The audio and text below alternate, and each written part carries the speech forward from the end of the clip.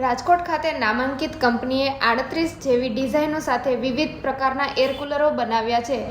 તેમણે હાલમાં 22 ફૂટ ઊંચું એર કુલર બનાવી વિશ્વમાં golden book of world record સર્જ્યો છે. આ ઉપરાંત તેમણે અન્ય 2 કુલરોનું લોન્ચિંગ પણ કર્યું હતું. સાથે સાથે તેમના ડીલર્સ ગ્રાહકોને એક છત નીચે ઉપસ્થિત કરી રેકોર્ડ સર્જ્યો હતો.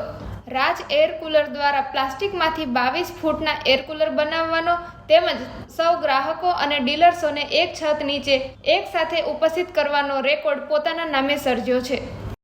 टीम लोग एक जैसे लोग मीटिंग में मिलते हैं तो उसको रिकॉर्ड ग्रुप कैटेगरी में आता है. उस कंडीशन में ये रिकॉर्ड बना था largest congregation of electrical appliances traders. तो ये 3 रिकॉर्ड अभी तक बने. जब भी कोई रिकॉर्ड हमारे पास आता है तो हमारी पहले टीम उसको तुरंत हाँ नहीं करती है.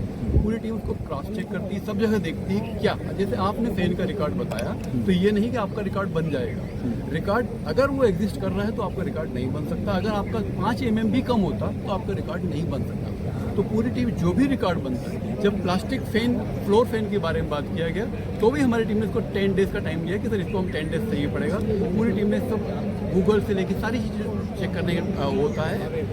गूगल सब चीज़ों चेक करने, इंटरनेट पे चेक करने के बाद फाइनल कि हाँ इस तरह का कोई फैन नहीं है अभी तक, तब इस पर अवार्ड दिया गया. ओके उसका कोई बता नहीं सकता.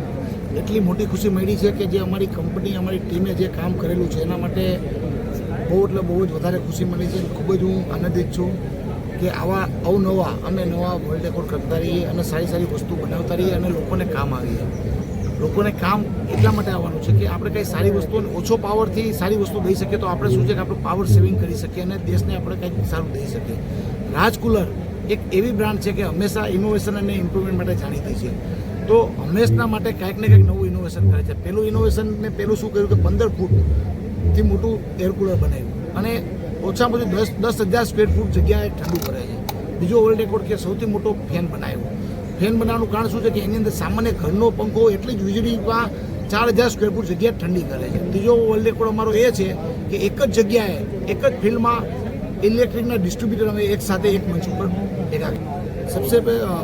સૌથી વધારે બનાવવાનો વિચાર અમારી ટીમને એ આવ્યો કે સૌથી પહેલાં આપણે બીજા માટે શું સારું કરી શકીએ.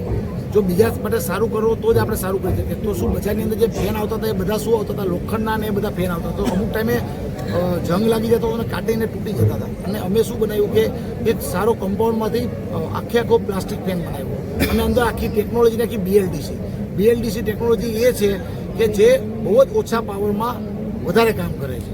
તો એ અંદર ટેકનોલોજી અમે નાખેલી છે. હા, અમારો જ વર્લ્ડ રેકોર્ડ અમે અવનવો તોડશું, અમારો અને બીજાના. મારો ટાર્ગેટ છે 3 વર્ષમાં 21થી પણ વધારે વર્લ્ડ રેકોર્ડ કરવાનો અવનવી વસ્તુમાં. સૌથી પહેલાં ગુજરાતની ધરતીમાં બધા શૂરવીરો જે થયા છે અને જે બી મોટા છે બધા ગુજરાતના જ છે. તમે લીડર કહો કે ગમે તે ઇન્ડસ્ટ્રીયલ. તો ગુજરાતની ધરતી ઉપર જે મને ગર્વ છે ગુજરાતનું અને મારા કાઠિયાવાડ કે રાજકોટનું કે અવનવા અમારે રાજકોટની અંદર એ છે કે ઘરે બધા જન્મે ત્યાંથી એન્જિનિયરની ડિગ્રી હોય છે. તો અમારે કોઈ એન્જિનિયર થવાની જરૂર નથી કારણ કે બાય બ્લડ જ અમે બધા એન્જિનિયરો છીએ. Thank you.